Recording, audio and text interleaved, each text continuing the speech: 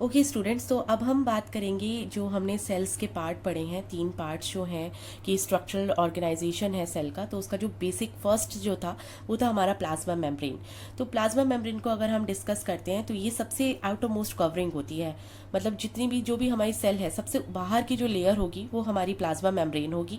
इसका main function होता है कि सेपरेट करता है कंटेंट को, सेल के कंटेंट को एक्सटर्नल एनवायरनमेंट से। जैसे कि अगर यहाँ पे एक सेल अगर मैं ऐसे बनाऊं, ड्रॉ करूं, और इसके साथ ही दूसरी सेल बनी हुई है, तो यहाँ पे जो पतली सी एक लेयर होगी प्लाज्मा मेम्ब्रेन होगी, ये क्या करेगा, ये दोनों को अलग सेपरेट करेगा। मतलब इस एक तरीके से लेयर जो होंगी वो दोनों को अलग अलग डिवीजन करेगा, क्रिएट, कि ये दोनों चीज़ें अलग हैं, सेपरेट करेगा एक सेल को दूसरे सेल से।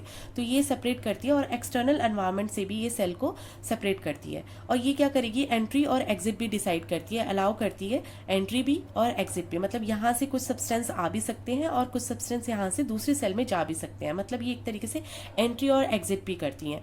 फिर उसके बाद ये सिलेक्टिवली परमिएबल होती हैं। ये बहुत ही इंपॉर्टेंट है, वेरी इंपॉर्टेंट पॉइंट है कि ये सिलेक्टिवली परमिएबल है। मतलब ऐसा नहीं है कि ये जितने भी सब्सटेंस है सबको ही बाहर जाने देगी या सबको ही अंदर आने देगी। इनकी बहुत ही एक लिमिटेड होती है कि क्यों, किस तरीके के प्रोटीन है, किस तरीके की सब्सटेंस है, वाटर मॉलिक्यूल्स हैं, ये किस चीज़ को अंदर और बाहर जाने देगी, ये सिलेक्टिवली परमिएबल होंगी यहाँ पर। फिर उसके बाद है कि ये बहुत इंपॉर्टेंट है कि CO2 एंड ऑक्सीजन, इसको ये डिफ्यूजन के फॉर्म में, ये जो डिफ्यूजन होता है ये एक प्रोसेस है डिफ्यूजन, जिसमें ये होता है कि हायर कंसंट्रेशन से लोअर कंसंट्रेशन। डिफ्यूजन क्या है, जैसे कि अगर अगर हम बात करें कि परफ्यूम है, अगर हम परफ्यूम को स्प्रे करते हैं तो वो भी एक तरीके से क्या होता है कि हायर कंसंट्रेशन से लोअर कंसंट्रेशन में पूरे के पूरे रूम में स्प्रेड आउट हो जाता है, तो इसको हम डिफ्यूजन बोलते हैं। तो ऐसी जितनी भी गैसेज हैं वो मैक्सिमम डिफ्यूजन के लॉ पे बेस्ड होती हैं और डिफ्यूजन की वजह से वो एक जगह से हायर कंसंट्रेशन से लोअर कंसंट्रेशन की तरफ मूव करती हैं। जैसे मैंने यहाँ पर आपको दिखाया गया कि यहाँ पे ज़्यादा पार्टिकल्स हैं।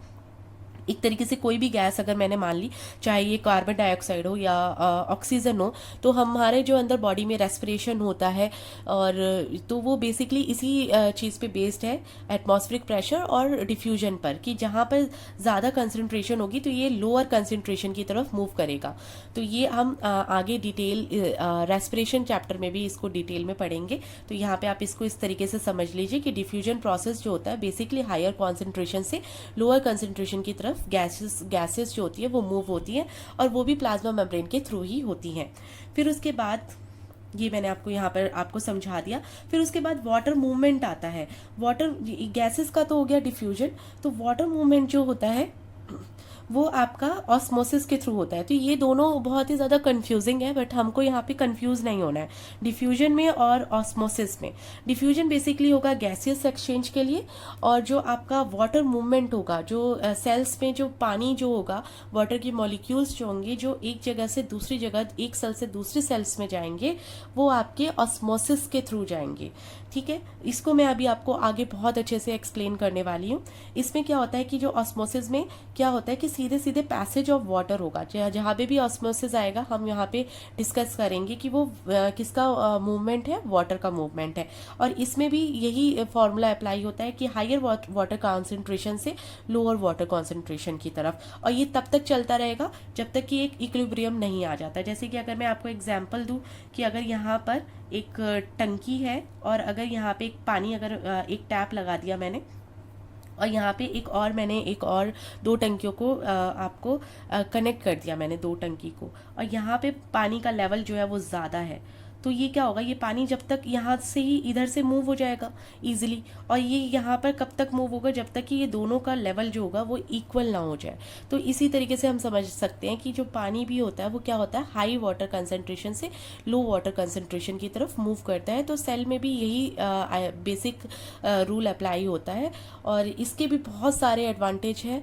जैसे कि प्लांट सेल में अगर हम बात करें तो ट्रांसपिरेशन जो होता है, या रूट से वाटर एब्जॉर्प्शन होता है, जो पानी खींचती हैं जड़ें, वो भी इसी वजह से खींचती हैं क्योंकि हायर वाटर कंसंट्रेशन से लोअर वाटर कंसंट्रेशन की तरफ वाटर मूव करता है। तो इसमें हम ऑस्मोसिस में हम 3 टाइप के सॉल्यूशन पढ़ते हैं, जिसमें पहला सॉल्यूशन है hypotonic solution, isotonic solution and hypertonic solution. इसमें बच्चे बहुत ज़्यादा कंफ्यूज होते हैं, but this is not very confusing part. ये बहुत ही इंटरेस्टिंग है, जिसको मैं अभी आपको आगे नेक्स्ट स्लाइड में आपको मैं डिस्कस करती हूँ।